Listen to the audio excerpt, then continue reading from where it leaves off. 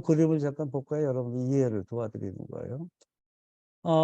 이게 바로 x가 픽스되어 있는 값이죠. 어떤 고정된 x에 관해서 y는 분포를 가지죠.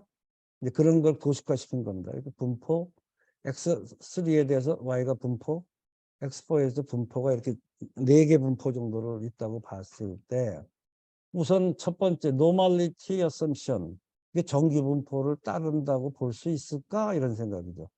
아웃룩으로 딱 봤을 때 그냥 한번 봤을 때 뭐야 이건 이봉성이죠. 이봉성 이런 거. 그죠? 봉우리가 2개죠. 정기 분포는 봉우리가 하나예요. 일단 위배된다라고 생각을 할 수 있어요. 예, 자기 데이터를 그래서 철저하게 분석을 하는 거는 좋은데 시간이 많이 걸리지만 이런 거는 보통 이게 뭐냐면은 left skewed, 왼 한쪽으로 꼬리가 이렇게 생기는 것들은 정기 분포는 그런 모습을 안 하죠. 예, 이쁘게 대칭성으로 나가니까. 그런 노멀리티에도 조금 문제가 있다라는 데이터를 보여준다 이런 뜻이에요. 그 다음에 평균치들이 요 평균치, 요 평균치, 요 평균치, 요 평균치가 직선이어야 돼요. 근데 직선이 아니죠. 꺾여 있죠. 이렇게 보시면은. 그래서 linearity assumption도 위배될 가능성이 많다. violation이 일어난다 이런 뜻이죠. assumption에 violation이 일어나면은 통계 분석이 원하는 대로 안 나와요. 그럴 때 해결책도 나중에 말씀해 드릴게요. 호모스데스티는 있는 거 분산이 같아야 돼요. 근데 분산도 보기에는 뭐 다른 것 같아. 그죠? 요 놈이 퍼진 정도하고 이 놈이 퍼진 정도로 확 다르잖아. 이쪽에서도 보면, 그죠? 그래서 호모스데스티에도 문제가 있는 것 같다. 이런 데이터인 경우에는 뭐 그대로 그냥 리그레션을 걸면은 컴퓨터가 걸어주긴 하는데 원하는 데이터가 원하는 결과가 안 나올 가능성들이 많아요. 왜? 가정에 위배했기 때문에. 이런 가정이 위배되는 거를 이제 어떻게 해결할 거냐 하는 문제는 그 다음 얘기고. 자, 그래서 이제 본론 중에 하나죠. 그런 가정에 위배되지 않는다고 했을 때 결국은 linear regression, 회귀 분석을 한다는 뜻은 뭐라는 거예요? 직선의 방정식 구하는 거예요. 아주 간단한 거죠. 1차 방정식이야, 그것도. y = a 플러스 bx. 초등학교 때 배우나? 베타, 뭐, 베타 제로, 베타 1. 베타를 표시한 거는 이제 모집단에서 얘기한 건데. 뭐죠? 뭐, 베타 제로, 절편이죠. 뭐, 인터셉트. 어디서 잘리느냐 하는 거고. 베타 1, 기울기죠. x가 1 유니트 증가할 때 y가 얼마만큼 증가하냐. 뭐 기울기죠. 아주 간단한 요 공식을 구하는 게 리그레션이에요. 근데 이게 그렇게 힘들어요. 어떻게 구하면 되느냐 하는 얘기죠. 그죠? 어떻게 구하면 되겠냐 하면은 두 점의 좌표상에 두 점이 있는데 그 두 점을 잇는 직선의 방정식은 누워서 떡 먹기잖아요. 근데 점이 뭐 아까 15개 됐고 뭐 수십 개 이렇게 되면은 이제 쉽지가 않아요. 그 직선들을 가장 잘 대표하는 직선의 방정식을 구하는 거예요. 그래서 그걸 하기 위해서는 결국은 실제로 관찰된 값과 임의로 우리가 추정하고 있는 지금 만들려고 하는 회귀 직선과의 수직 거리의 제곱의 합을 최소로 하는 직선을 만드는 방법. 글로 표현하면 이런 거예요. 그런 직선의 방정식을 구하는 게 지금 숙제예요. 그래서 그림으로 조금만 설명해 드리면은 요게 지금 4점이 있어요. x1, y1, x2, y2, 3, 3, 4, 4 이렇게 4개의 점이 있을 때 4점 사이를 지나는 직선의 방정식은 이렇게 만들어지겠죠. 직선이니까 y = a 플러스 bx 샘플에서의 값이라고 합시다. a와 b만 구하면 돼요.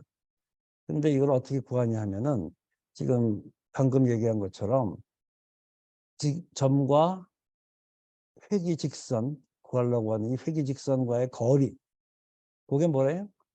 편차죠. 보통 데비에이션이란 말은 차이예요, 차이. 관찰값과 뭐 이론치의 차이 뭐 이런 것들이죠. 그 데비에이션을 E1이라고 표현해요. 에라라고 표현하는 겁니다. E2, E3, E4 네 개의 에라가 존재하겠죠. 왜 에라가 존재해요? 측정은 정확히 했는데 리그레션이라는 인위적인 직선을 걷기 때문에 잘못 읽었어요. 그죠? 실제로는 Y1에 읽어야 되는데 얘가 얼마만큼 잘못 읽었어? A 플러스 B X1으로 읽고 있죠. 지금 이게 직선으로 걷기 때문에 이완만큼의 에러가 생겼어요. 이 에러들을 최소화할 수 있는 A와 B를 구하면 되지 않느냐 하는 게 기본 컨셉이죠. 그래서 요 에라들을 최소화하기 위해서는 퀀티파이를 하면 되죠. 양을 계산하면 돼요. 그래서 E1, E2, E3, E4를 시그마에서 다 더해버리면 되죠. 근데 더하면은 어떻게 돼? 제로가 되죠. 예. 가장 근접적으로 지나는 직선의 방정식이기 때문에. 그래서 그냥 더하면 안 되고 어떻게 해요? 제곱을 해서 더해요. 그래서 그게 리스트 스퀘어 메소드라는 거예요. 여기서 요 값, 요 값, 요 값, 요 값을 그대로 하는 게 아니라 이렇게 제곱을 해. E1 제곱, E2 제곱 해서 수없이 많은 점, 100개면 100개, 10개면 10개를 제곱을 해서 서메이션을 해주면은 뭐 수식으로 이렇게 복잡해지지만 뭐 아무것도 아니에요. 잊어버려도 돼요. 요 놈의 값을 퀀티파이를 하고 요 놈을 B에 관해서 최소가 되는 값을 만들면 돼요. 이거 2차 방정식이 되기 때문에 미분하는 거예요. 미분 누가 해요? 컴퓨터가 합니다. 걱정하지 마세요. 그래서 그 포물선에서 제 하단에 있는 점을 계산해 주면은 B 값이 나오고 B가 나오면은 A가 자동적으로 계산이 되죠. 그래서 Y 콜 A 플러스 BX라고 하는 직선의 방정식을 구해요.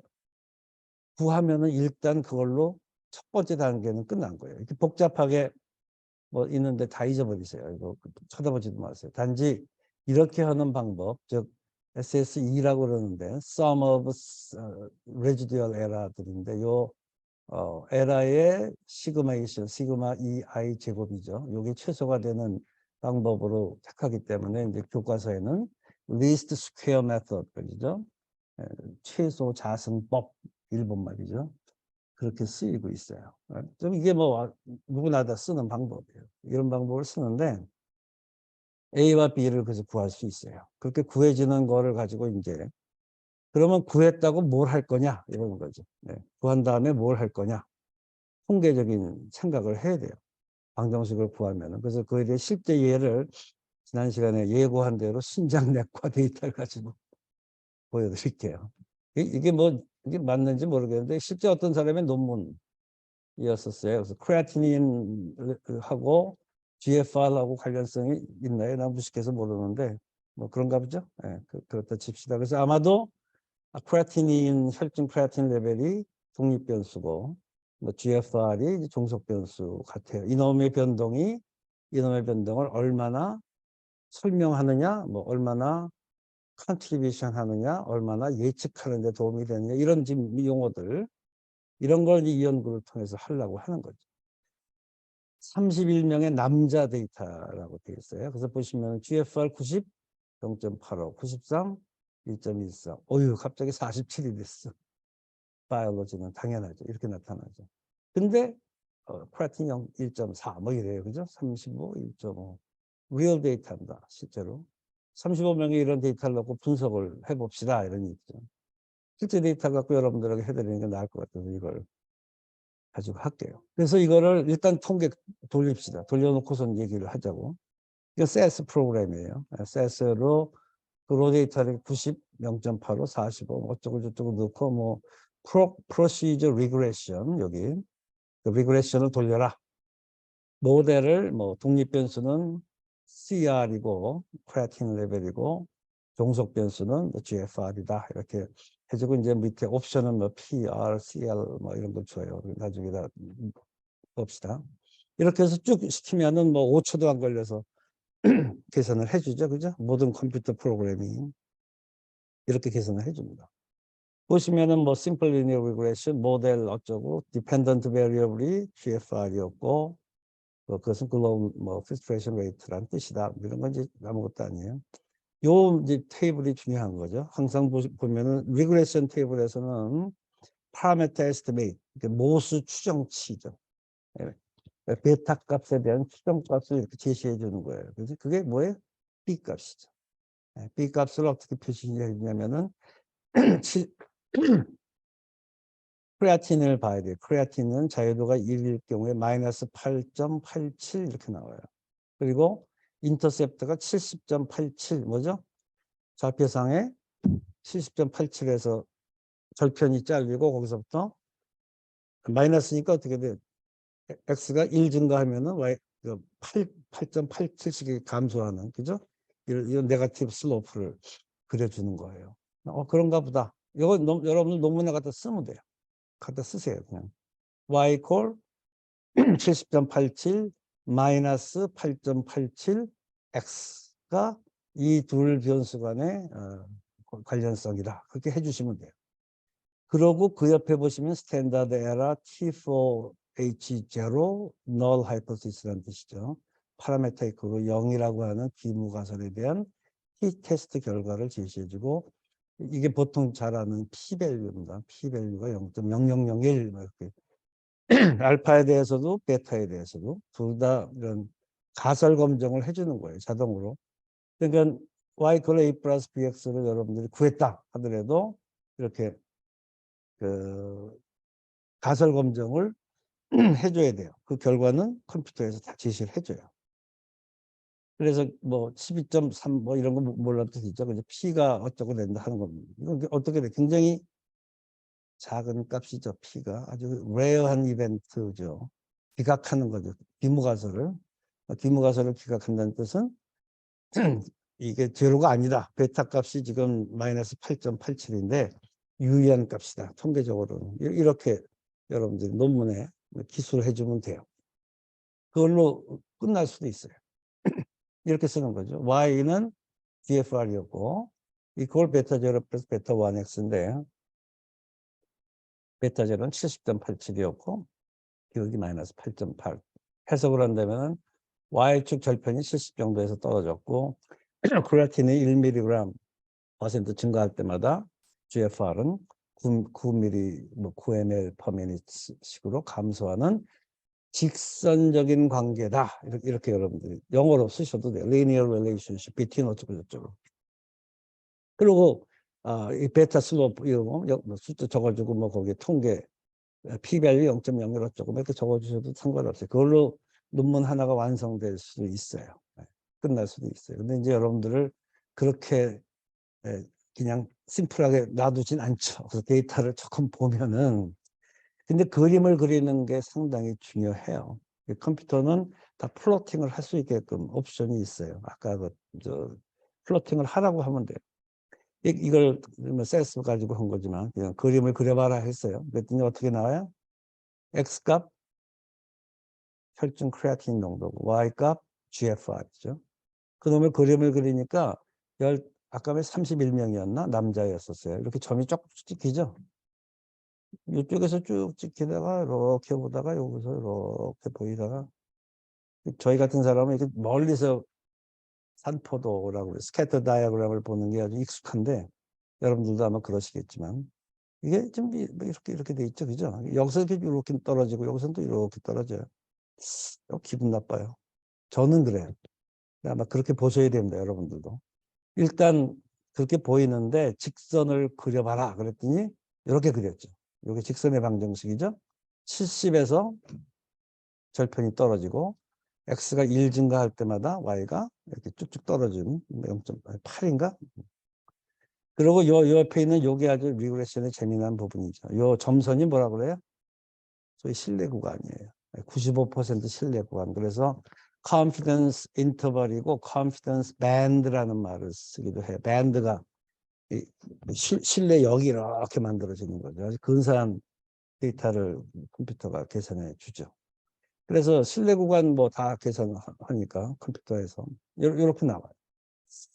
그래서 지도교수하고 상의하시든지 뭐 과장님하고 상의를 하셔가지고 이걸로 논문을 끝낼 수도 있는데 저는 이제 그러고 싶지가 않아요. 조금 더 다른 분석, 조금 더 좋은 논문, 조금 더 실상에 가까운 논문. 이게 핵심이죠. 예.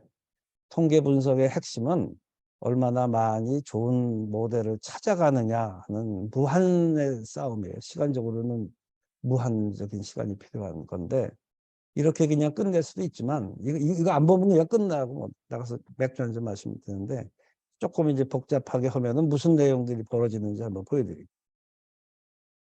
이 가설 검정 결과로만 보면은 뭐 P가 0.001, 0.00은 좋아요. 아주 좋은 값입니다. 그래서 절편이나 기울기 모두 0이 아니고 유의하기 때문에 that's okay. 아마 31명이니까 저 정도 슬로프가 나왔겠지. 뭐 예를 들어 한 5,000명 했다 그러면 저게 직선으로 탁 나올 수도 있지. 뭐 그죠? 알 수가 없어요, 우리는. 그냥 그 숫자에서 생각을 하는 거죠.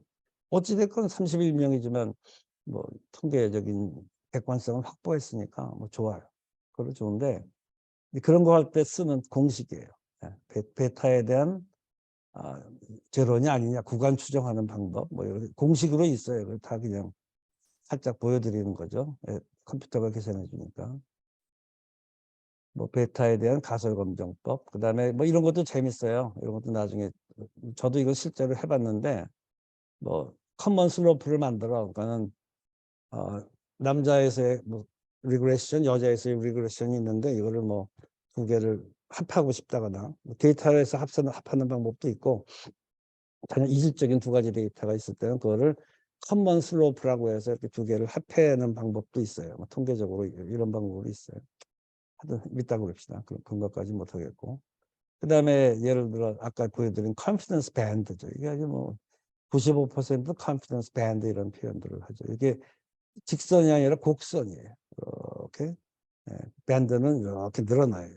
리그레션 현상에 의해서 중앙에 올수록 촘촘하다가 끝에 가서 이렇게 늘어나는 개별치에 대한 구간, 평균치에 대한 구간이 돼서 대개 두 개의 밴드를 만들어주기도 해요. 그런 얘기입니다. 이 밴드가 결국은 프리딕션을 하는 데 쓰이는 거예요. 그죠? 그러니까 여러분들이 재택기간에 따른 출생시 체중 아가들의 그거를 데이터를 해서 이런 밴드를 만들었다 그러면 그 데이터가 아주 밸리드해서 우리나라 뭐 수천 명의 산모들의 데이터를 가지고 만든 거다 그럴 때는 어떻게 예측을 해요? 지금 임신기간이 26주예요. 그럴 때 이 아이가 지금 만약에 터미네이션을 한다 그러면 체중이 얼마가 될까 하는 것도 이 데이터 가지고 볼 수 있고 아마 얘가 26주인데 얘를 37주까지 뭐 연장해보자 할 때는 어떤 체중이 현재 이 데이터의 추세를 볼 때는 그런 프리딕션을 할 수 있는 툴이 리그레션에서 가능한 거예요. 어떻게 돼? 평균으로 치면은 여기고 아마 95% 신뢰 구간으로 치면은 아마 얘가 36.5에서 뭐 38.5 사이에 들어갈 확률이 95%다 이렇게 계산을 해낼 수 있거든요. 그런 식의 분석과 뭐 아주 훌륭한 프리딕션을 하는, 에스티메이션을 하는 거죠. 그런 걸 쓸 때 이런 리그레션 기법을 자유자재로 쓸 수가 있어요. 하나도 잘못된 건 없습니다. 그런데 여기서 이제 조금 문제 제기를 하는 거죠. 분산 분석이 나와요. 리그레션을 하면은 반드시 분산 분석표가 따라붙어요.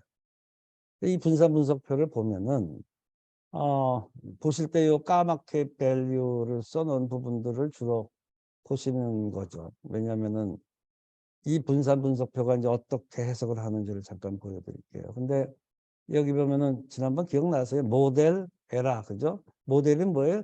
급간 분산이라고 그랬어요. 아들놈들 아들놈들 간이 얼마나 떨어져 있는지 그거에 대한 개념이고 에라는 급내 분산 분모에 들어가는 어머니들의 그 포용력을 이렇게 표현해 주는 뭐 이런 거라고 그랬죠. 그래서 모델의 분산과 에라 급내 분산의 B가 F값이라고 그랬고 32이고 P-밸류는 0.001 뭐 highly significant 해요. 이 뜻은 뭐냐 하면은 이 변수가 그러니까 이렇게 구성된 모델이 아주 결과를 예측하는 데 크게 도움이 된다. 모델이 잘 만들어졌다라는 뜻이에요. 그건 뭐냐면은 이 X 변수로 이 Y를 충분히 설명하고 있다 이런 뜻이에요. P-밸류가 아주 좋기 때문에 이 X 값으로 당신이 Y코를 80, 78, 마이너스 8.8 이런 식의 관계를 만든 이 모델이 이 데이터를 굉장히 잘 설명해주고 있다라는 모델이 상당히 좋다라고 표현해도 돼요. 그런 값이 되고 그 다음에 여기에 R 스퀘어를 잠깐 보셔야 돼요. 뭐 다른 것도 그렇지만 주로 R 스퀘어를 많이 보는데 R 스퀘어가 근데 이게 뭐예요? 상관 분석의 제곱이거든요. R 값을 제곱한 놈이에요. 근데 R 스퀘어는 0.53이 나와요. 53. 이 0.53의 뜻하는 바가 뭐냐면은 이 둘 간의 관련성이 얼마나 서로 직선적이냐 하는 뜻이에요. 그 linear relationship인데 그 상관 이건 상관도 리니어리티를 보는 방법 중에 하나인데 두 변수 간의 직선적인 관련성이 0.53 정도다. 맥시멈은 뭐예요? 1이에요. 1이 되면은 완벽한 직선적인 관계에 있는 건데 0.53이라는 뜻은 반 정도만 직선적인 관계에 있다는. 다시 말해서 구체적으로는 반 정도만 설명한다는 뜻이에요. explainability의 개념이 R 스퀘어 가지고 설명을 해요. 그래서 분산 분석별 하나 딱 보고 이걸 안 보고 그냥 y A 플러스 bx로 끝낼 수도 있는데 그렇게 말고 이걸 보면은 조금 뭔가 좀 다른 걸 하고 싶다는 생각이 들어요. 그게 R 스퀘어 값을 올리고 싶은 거예요. 모델 자체도 굉장히 좋지만 F 값이 좋고 P 밸류 좋지만 이거보다 조금 더 나은 모델이 없을까? 라고 욕심을 부리는 과정이 여기서 시작되죠. R 스퀘어가 0.5밖에 안 되기 때문에. 그 쉽게해서 53%만 설명하고 있다는 뜻이에요. Y 변동에 GFR의 변동을 하는데 GFR 변동의 53%예요.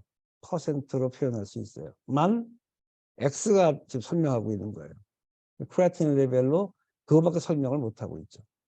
이렇게 표현하는 방법도 있고, 야, 53%나 설명하나 이럴 수도 있어요.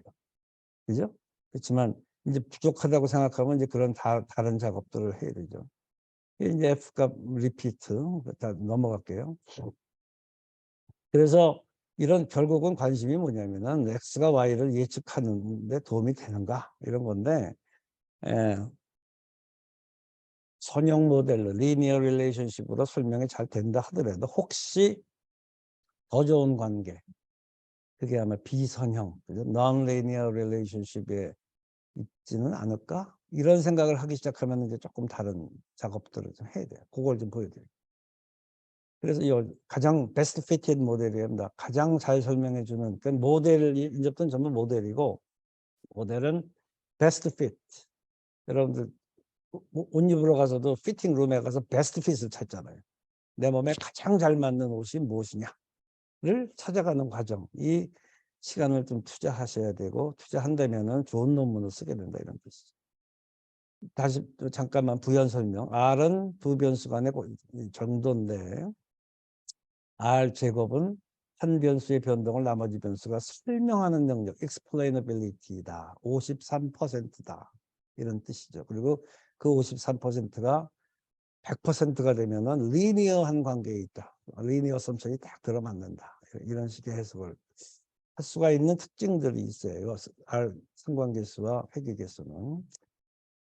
그래서 이제 넘어갑시다. 그래서 보니까 요 테이블 아까 있는 그림이죠. 그 데이터를 보시면은 도통은 그대로인데 그죠? 근데 요 놈을 직선이 아니라 곡선으로 한번 그려봐라고 해서 이렇게 조작을 좀 했어요. 그랬더니 곡선이 어떻게 나오냐면 모양이 이렇게 그려져요. 컴퓨터한테 시키면 됩니다. 이렇게 만들어지죠? 네. 그게 더 피팅이 잘 돼 보이죠. 그죠? 이 점들 사이를 가장 잘 설명해 주는 것은 직선이 아니라 곡선처럼 보여요. 이게 혹시 비선형 아니야? 이런 거죠. 넌리니어한 관계. 우리 바이올로지에, 우리 의학에서 다루고 있는 여러 생체 지표들의 상당 부분은 넌리니어해요. 리니어한 거 별로 없어요. 담배 한 대 핀다고 리스크가 얼마였고 100대 핀다고 얼마가 되나요? 그렇게 안 되거든요. 스레숄드라는 것도 존재하고 어느 정도 되면 그다음부터 큐뮬레이션 되면서 쭉 올라가고 리스크라는 건 질병 발생 위험도 그러고 그렇게 리니어한 관계에 있는 게 별로 없어요. 그래서 넌리니어를 항상 생각하시면은 좋은 논문을 써요. 남들이 안 쓴 논문을 쓸 수 있다 이런 뜻이죠. 얘도 그런 것 같아요. 이 저자는 뭔가를 했어요. 다시 말해서 이제 잔차 분석이라는 건데 레지듀얼 애널리시스라는 방법을 쓰는데 아주 간단해요 이것도. 근데 이 방법을 쓰면은 직선이냐 곡선이냐 커베이처 모델을 검증할 수도 있고 뭐 따라갈 수도 있어요. 또 정규 분포를 안 따르는 데이터인 경우에도 그거를 정규 분포 정말 안 따르는가 가정에 위배되는 게 정말 위배되는 걸 알 수도 있어요. 분산이 같아야 된다고 하는 호모스데스티도 이 잔차 분석을 하면 알 수가 있어요. 아웃라이어 좀 이따 보여드릴게요. 시간이 또 막하네. 그래서 그래서 잔차 분석이라는 거예요. 레지듀 아날리시스는 컴퓨터에서 아주 간단해요. 뭐 슬래시 넣고 R 하나 딱 써주면은 쫙 하고 만들어줘요. 예. 그런 데이터를 해석을 할 수만 있으면은 아주 훌륭한 분석을 할 수 있는 거죠. 이 데이터도 이제 그렇게 똑같이 해본 거예요. 그래서 이 잔차 분석을 한 첫 번째 그림이에요. 그걸 그림을 그리라는 건데, 여기서 보시면은 X 값은 플라즈마 크레아틴인이죠. 이렇게. 그리고 요쪽 Y 값을 잔차, 레지듀얼이라는 걸로 그림을 그리게 한 거죠. 레지듀얼은 뭐죠? 아까 기억나요? 실제 관측치하고 희귀직선을 그었기 때문에 나오는 그 수직 간의 거리의 차죠. 그걸 에러라고 그랬잖아요. 왜 에러가 생겨? 에스티메이션을 했기 때문에 에러가 생기는 거거든요. 그 error of estimation이라고 표현하죠. 그 에러를 그림으로 그려라. Y 변수에 넣고 한번 그려보라 그랬어요. 그랬더니 이런 모양이 된 거예요. 되게 재밌죠. 0이 돼요, 평균이 이렇게. 그리고 아까 그 놈들이 전부 어떻게 분포가 되어 있냐면은 이 플라즈마 크레아틴이 낮은 농도, 그죠? 여기 제가 해석하는 건 그렇게 해요. 낮은 농도에서는 위로 아래로 고루 이렇게 전체가 분석이 돼요. 그죠? 위로도 몇 놈 있고 아래로도 몇 놈 있고. 그 전체가 생길 수밖에 없죠. 우리 생물학적인 현상이기 때문에 당연한 거예요. 그런데 관심을 끄는 건 그게 아니라 요 놈들이에요. 요 놈들. 요 놈들은 크레아틴이 3, 4, 5, 6쯤 되니까 아래쪽에서만 생기죠. 뭐예요? 언더에스티메이션이 되죠. 레지듀얼이 마이너스로 생겨버려요. 요 놈들은. 그다음에 요 두 놈은 또 올라가 버려 위로. 포지티브로 생겨요. 이게 뭐예요? 즉 레지듀얼 에러들이 분포는 생기긴 생기는데 고르게 생기지 않는다는 뜻이에요. 왜 이런 게 생겼을까? 직선이 아닌데 직선으로 그어버리니까 이런 현상이 벌어지는 거죠. 이게 혹시 직선이 아니라 곡선이라면은 이 레지듀얼들이 이쁘게 분포할 수도 있겠다라는 생각이 순간적으로 들어요. 그래서 다음 조작들을 하는 거예요. 이 데이터는 그렇게 분석을 하는 건데, 뭐 또 이런 방법도 있어요. 이거 셋에서 쓰는 방법인데, 스템 앤 리프라는 방법으로 해서 이렇게 잔차를 그려라 그러면 이렇게 0을 중심으로 오른쪽으로만 쳐지고 이쪽에서도 왼쪽으로만 쳐지다가 다시 오른쪽 쳐지고 뭐 이런, 그죠? 분산이 어떻게, 잔차가 어떻게, 에러가 어떻게 생기느냐 이런 결과를 보면은 이게 노멀리티도 문제가 좀 있겠다. 가정상 혹은 널리니어일 수도 있겠다. 뭐 이런 생각들을 하게 돼요. 그래서 그 다음에 하는 조작이 이 문제를 극복하기 위해서 하는 게 트랜스포메이션이에요. 그리고 뭐 김충환 선생 디지털 트랜스포메이션 좋아하는데 여기서는 전부 수학적인 트랜스포메이션을 하는 거죠. 변수를 변환시키는 거죠. 그래서 이 데이터를 보다 더 잘 반영할 수 있는 어떤 모델을 만들어가는 게 어떠냐 하는 거죠. 의학에서 쓰이는 가장 많은 변수 변화는 로그 트랜스포메이션입니다. 로가리즘믹 스케일로 바꿔버리면은 곡선이 팍 직선으로 바뀌죠. 해보세요. 정말 재밌어요. 팍팍 바뀌어요. 근데 엑스포넨셜을 쓰기도 하고 로가리즘을 쓰기도 하고 레시프로칼 역수 x분의 1 이렇게 쓰기도 하고 루트 스퀘어 제곱근 쓰기도 하고 여러 가지 제곱 3차 이런 거 쓸 수 있어요. 이 데이터는 레시프로칼을 써봤어요. 새로운 변수 하나 만들어주는 거. ICR 이퀄 1 오버 크레아틴 분의 1을 새로운 변수를 하나 만들어주고 그 ICR이라고 새로운 변수 가지고 플로팅을 해봐라. 리그레션 거는 거죠. 리그레션 걸어봐라. 그러고서 이제 데이터 옵션을 주니까 그 다음부터는 이제 아노바 테이블과 그림을 잘 이렇게 보시면 돼요. 아노바 테이블, 이건 아노바 테이블 아니네. 여기서 보시면은 인터셉트가 아까 78인가 그랬잖아. 이게 갑자기 마이너스 2로 뚝 떨어지죠. 뭐 그러겠죠. 변수를 변환시켰으니까. 그 다음에 ICR 베타 값은 87이 돼요. 그리고 통계적으로는 이것만 유의하죠. 베타 슬로프는 유의하고 인터셉트는 0.6487 어떻게 돼요? 0이나 마찬가지 값이라는 뜻이죠. 트랜스포메이션 해주니까 곡선이 확 바뀌죠.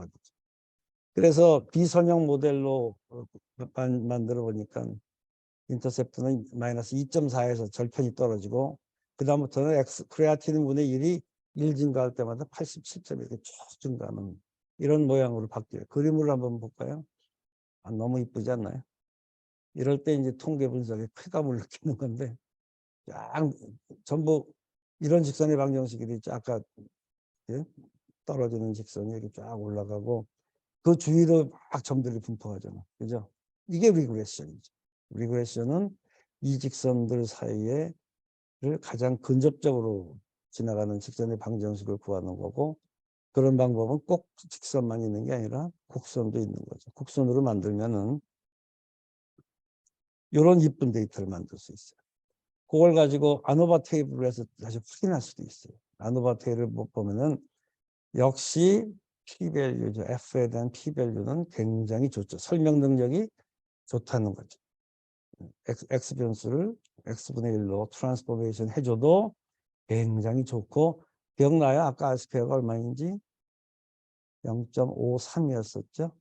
그게 0.78로 증가하죠. 무슨 뜻이에요? 직선에 더 가깝다는 뜻이죠. 이게 더 직선에 가까워. 근데 아직 1은 아니야. 아직 perfect correlation. 모든 점이 한 직선 위에 있을 때가 perfect correlation이고 R이 1이 되는 순간인데, 그건 아니지만 굉장히 좋아졌죠. 이런 결과들을 보면서 이제 연구자는 연구자대로 자기의 믿음을 확고히 해나가고 논문에도 쓰시면 돼요. 비선형, non-linear relationship에 있을 때 제가 그 뭐 제 첫 번째 SCI 논문이라고 해서 제가 92년도에 썼다는 논문이 있었죠. AJ에 썼다는 논문을 자랑스럽게 생각한다는, 그것도 non-linear예요.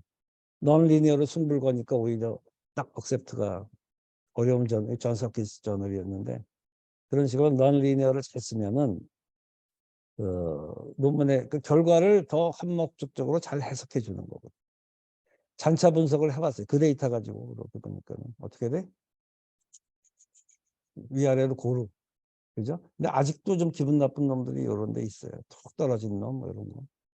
근데 전체적으로는 0을 중심으로 해서 고르게 위아래로 분포하는, 이게 바로 레지듀얼 에러가 제대로 분포한다는 뜻이고, 그렇다는 뜻은 대칭적으로도 하기 때문에 정규 노멀리티도 있어 보이고, 비선형 모델 넌리니어의 가능성이 더 많다, 이렇게 보는 거죠. 그런 데 쓰이는 거죠. 또 하나는 아웃라이어죠. 아웃라이어. 아까 보는 요런 점, 요런 놈. 요거 아주 그냥 암적인 존재처럼 버리고 싶어, 이런 거죠.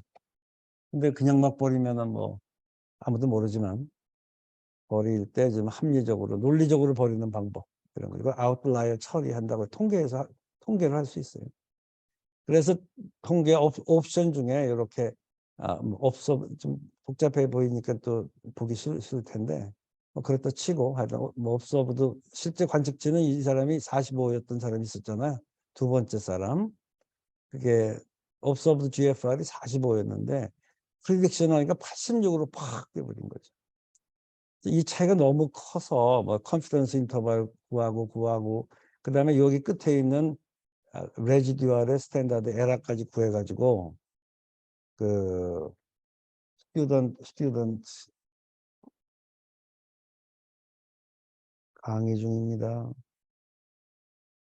해서 제일 마지막에 있는 스튜던트 레지던스라고, 스튜던트라는 레지듀얼 요 값을 보시면 돼요. 요 값이 정규 분포에서의 1.96 기억나요?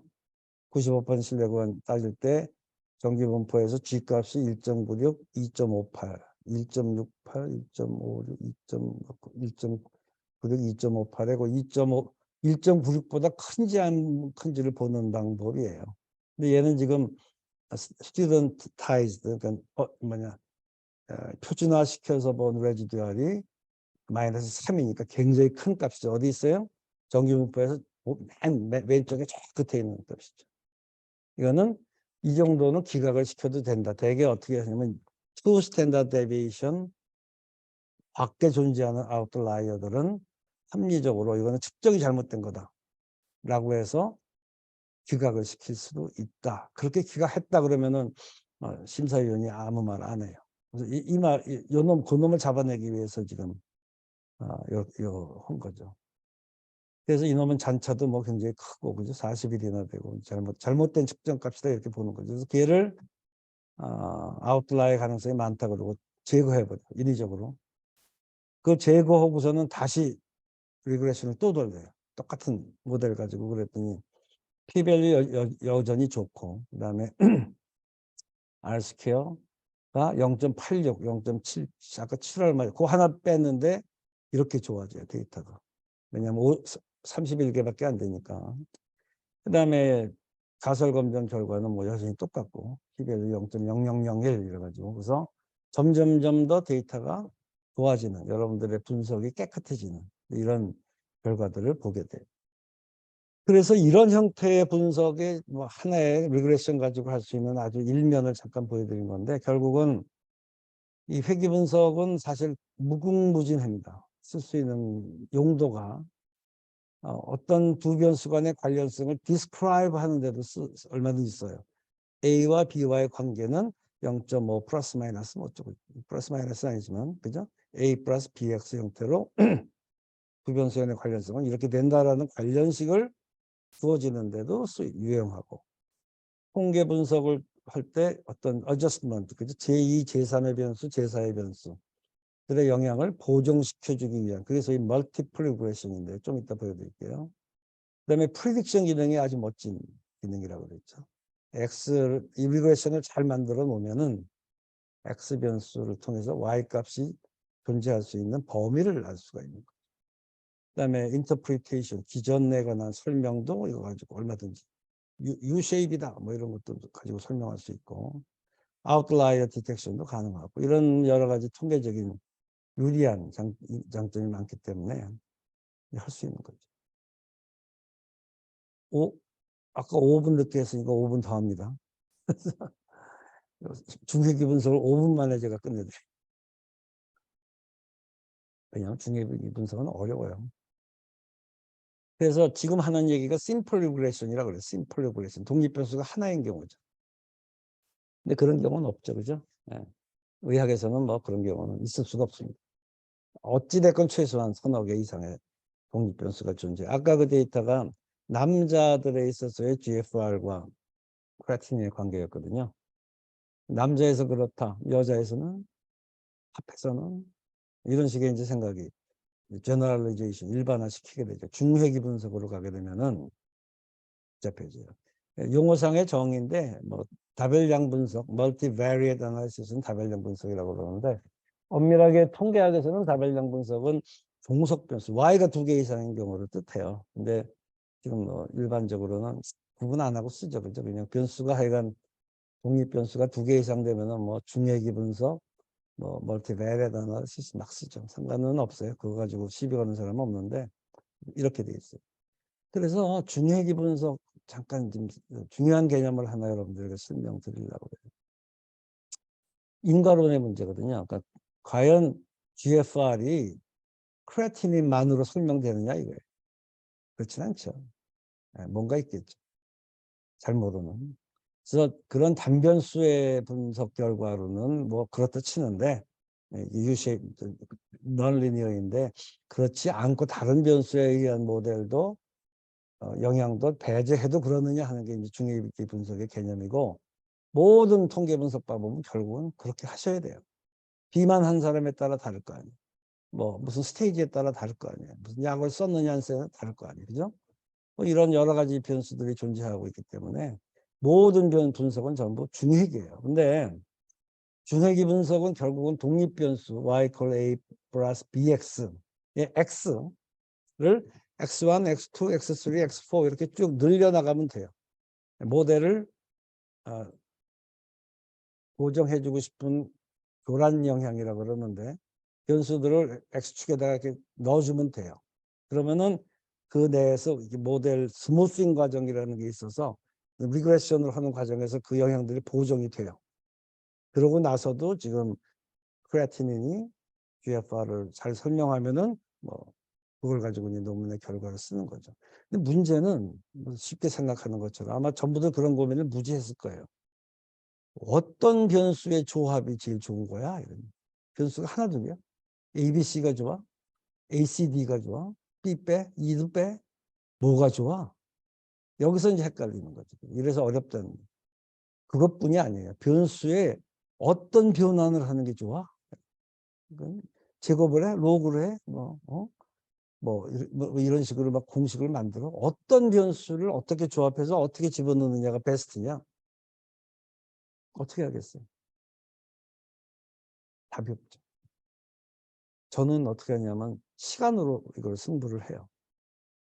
단변수 분석서부터 하다 보면은 유니베리엇 아나리시스 하다 보면은 어떤 변수들이 어떻게 지금 결과 변수에 영향을 주는지를 알게 되고, 그것도 어떤 트랜스포메이션을 해주면 더 잘 설명해 주는지를 알게 되고, 그런 변수들을 모아서 하나하나 스텝 1, 스텝 2, 스텝 3 이렇게 모델을 빌딩해 들어가는 방법들을 써요. 예. 저희 제자들은 전부 그렇게 하라고 교육을 받았어요.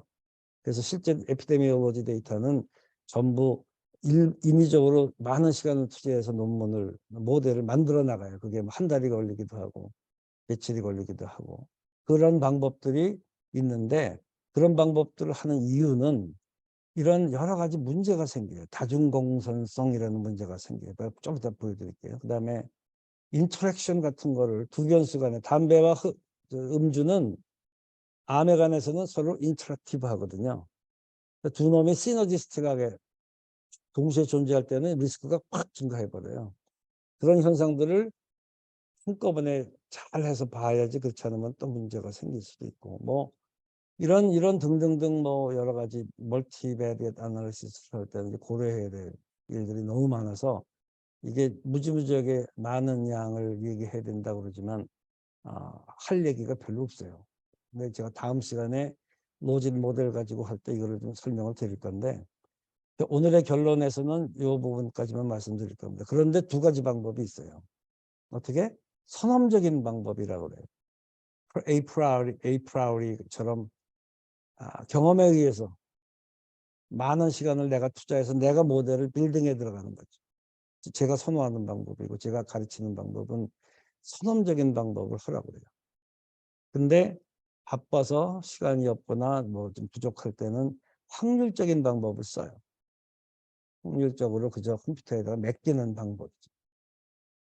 그래서 이런 두 가지 방법들을 써서 베스트 피티드 모델을 만들어 나가는데, 이제 그게 어떻게 되는지만 잠깐 설명을 좀 해드릴게요. 지금 그 데이터인데 남자하고 여자 데이터가 이제 모아지기 시작해요. 그죠? 남자와 여자가 달라진단 말이야.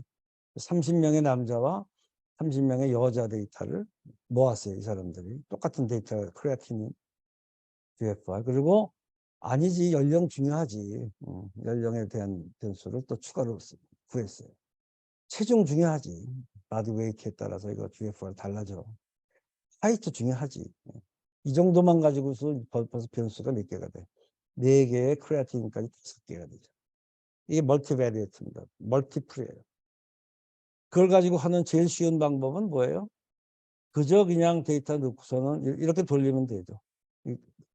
프로시저 리그레션 해서 첫 번째 모델에서는 뭐 우리 크레아틴인 역수가 중요하다고 이제 알았으니까 이것만 넣어. 모델 1 이게 제가 쓰는 방법이에요. 모델 2는 여기다가 에이지를 하나 추가해. 유의한 거 보고 유의하네. 그러면 거기다가 웨이트도 추가해. 괜찮네. 그 다음에 거기다가 웨이트 대신 하이트를 넣어봐. 이러는 거죠. 둘 다 유의하네. 그러면 웨이트와 하이트를 동시에 넣어. 야, 이왕이면 인터랙션도 보자. 그러면 웨이트 곱하기 하이트를 더 변수를 만들어서 넣어줘. 뭐 이런 거죠. 이렇게 모델 빌딩을 해 들어가는 방법이에요. 이게 보통 시간이 많이 걸려서 그렇지 가장 좋은 방법들인데, 그 결과를 아주 쉽게 빨리 보는 방법을 잠깐만 가르쳐 드릴게요. 모델 1, 모델 2의 아노바 테이블만 보셔도 돼요. 이게 분산 분석표거든요. 모델 1의 아노바를 보면은 어떻게 돼? F가 P-밸류만 보세요. 0.01 좋네. GFR분의 1이죠. 그 다음에 R스퀘어 70%나 설명하네. 좋죠. 그 다음에 인터셉트 말고 슬로프는 통계적으로 유의하네. 일본 모델이 좋죠. 그래서 따라서 모델을 하나 더 넣었어. 어떻게? ICR과 에이지라는 연령 변수를 넣은 게 두 번째 모델이죠. 근데 그 보니까 어떻게 변화가 되나 보세요. F, P-value 좋네. 0.72, 0.74로 증가되네. 그건 당연해요. 예. 독립변수가 많아지면은 explainability가 좋아져요. 리니어리티가 유지되면서. 그 다음에 두 변수 다 유의하죠. 이 변수보다 모델 2가 더 낫죠. 그죠? 그럼 모델 2 갖다 쓰는 거죠. 이왕이면 뭐 욕심 더 부려야지. 모델 3, 3번 모델 가볼까요? 어떻게 돼? P 좋네. 0.78 더 좋아졌네. 그죠? 세 변수 다 유의하네. 그죠? 예. 그러니까, 에이지도 좋고, 웨이트도 아주 설명 능력이 좋은 변수예요. 이렇게 모델을 파이널을 구축할 수도 있어요. 에이, 그럼 하이트 해보자, 하이트. 웨이트보다 하이트가 중요하지. 그래서 네 번째 모델은 했어요. 똑같아. 좋고, 좋고, P-밸류 좋고, 좋고, 좋고, 그죠? 아주 마음에 드는 모델이에요. 모델 4로 쓸까, 3로 쓸까? 이왕이면 뭐 하이트, 웨이트 같이 써주지 뭐. 그게 더 좋을 것 같죠. 그래서 모델 5를 만들었어요. 그랬더니 P-밸류 좋죠? 라스퀘어 좋아지죠? 갑자기 난동이 벌어졌어요. 어떤 난동이 벌어졌어요? P-밸류 좋고, 에이지 좋고, 웨이트가 갑자기 난동을 부렸죠. 0.11로 확 유의성이 없어졌어요. 하이트는 있고. 이게 무슨 일이야? 왜 웨이트가 갑자기 유의성이 없어져요? 사실은 통계적인 교란 현상인데 이런 걸 컬리니어리티, 멀티플 컬리니어리티라고 그래요. 다중공선성이라는 현상인데 뭐 때문에 생기냐면 여기에 이 sum of square가 어디 갔어? 분산이 확 늘어나요. 자, 여기서 보시면은 4.19, 여기 0. 여기 있잖아. 뭐 24밖에 안 되는 거잖아. 근데 이게 4.19, 막 하이트 웨이트가 두 놈의 변수는 요놈들이 서로 교란하는 변수. 뭐냐면 하이트하고 웨이트는 두 놈의 콜리에이션이 심하죠. 예. 하이트가 늘어나면 웨이트는 따라 늘어나잖아요. 제가 강의할 때 아들 두 놈 키웠는데 한 놈씩 있을 때는 전혀 싸움을 안 하는데 두 놈을 같이 놓고서는 뭘 시키면은 두 놈이 서로 싸움질하죠. 그 비슷한 일들이 벌어지는 콜리니어리티가 벌어져요. 예, 그래서 이런 게 벌어지기 때문에 유의성이 갑자기 다 상실되고 거기다가 뭐 웨이트 하이트 인터셉트 인터랙션 보겠다고 넣었더니 뭐 더 난리가 났죠. 네. 밑에 있는 건 유의성이 하나도 없어져. 왜? 콜리니어리티라는 현상 때문에. 그런데 문제는 내가 여러분께 드리고 싶은 말은 그게 중요한 게 아니고 그게 있는지 없는지도 모르는 일이 비일비재하게 여러분들의 통계 분석에 생긴다 이거죠. 어떻게? 컴퓨터에 맡겨놓고 나가서 맥주 먹고 오면은 그런 거죠. 이게 바로 스텝와이즈라는 테크닉이에요. 스텝와이즈는 뭐 여러분도 걸면 돼. 옵션에다가 이렇게 스텝와이즈 셀렉션 있고 스텝와이즈 뭐 SLE, SLC, SLS 이렇게 옵션을 주고서는 딱 걸어주면은 그 많은 변수들을 컴퓨터가 알아서 해결을 해줘요. 아주 편하죠. 지가 알아서 첫 번째 스텝 1, 무슨 변수를 넣었다. 왜? 어떤 근거로. 뭐 이렇게 쓰는 거죠. 스텝 1, ICR을 넣었어. 얘도. 기여도가 큰 놈은 알아보죠. 컴퓨터도 물론. 스텝 2, ICR에다가 하이트를 넣었죠. 여기. 하이트를 얘는 더 좋아했나 봐. 그거는 우리 분산의 근거에서 하는 거예요. 스텝 3, 에이지에다가 하이트, 스텝 4 다 넣었어요. 그랬더니 어떻게 벌어져? 유의한데 유의하지 않다 나오죠. 그리고 그 다음에 그 이상 끝나요. 더 이상은 그 유의한 레벨의 0.15라고 하는 그 변수 셀렉션을 더 이상 유의한 게 없기 때문에 여기서 종료 그래요. 컴퓨터는 스텝 와이즈 끝낸다 그래 놓고 파이널 모델이 이놈이에요. 스텝 4. 그래서 여러분들은 논문에다가 ICR의 역수가 중요한데 에이지는 뭐 중요했었지만 하이트나 웨이트는 중요하지 않다. 뭐 이런 식으로 잘못된 디스크라이브를 할 수 있는 일이 컴퓨터에게 맡기면 벌어진다 하는 뜻이죠. 그래서 저는 그런 여러 가지 이유로 선험적인 과정을 해라. 그러니까 하이트를 넣건 웨이트를 넣건은 뭐 연구자의 믿음에 따라 달라지는 건데 실제로는 어떻게 하냐면은 이게 제가 주장하는 이 분석에서의 마지막 디스크라이브는 이렇게 해요. Y는 마이너스 0.9 플러스 64 크레아틴 분의 1 마이너스 0.65 Ag. 나는 하이트보다 웨이트가 중요하다고 생각하면 웨이트를 넣는데 하이트를 넣을 수도 있어요. 그럴 때는 어떻게 하냐면은 콜리니어리티를 방지하기 위해서는 웨이트를 계산할 때는 하이트는 빼고 나머지 변수 가지고 돌려요. 그 다음에 다시 하이트를 넣을 때는 웨이트를 빼고 그런 셀렉션 뭐라고 그러지? 무슨 다 까먹었네. 무슨 뭐 리스트 와이즈 셀렉션이라고 그러는데 그런 식의 테크닉들을 쓰면은 또 콜리니어리티가 있을 때는 뭐 해결하는 방법도 있고 그런데 어찌됐건 이런 식으로 해서 자기의 최종적인 주장은 본인이 하면 돼요. 최종적으로 나는 이게 파이널 모델이다. GFR과 크레아틴은 이런 관계에 있고 연령이나 체중의 영향에도 불구하고 이 두 놈이죠. 어저스트 했는데 불구하고 독립적인 관계에 있었다.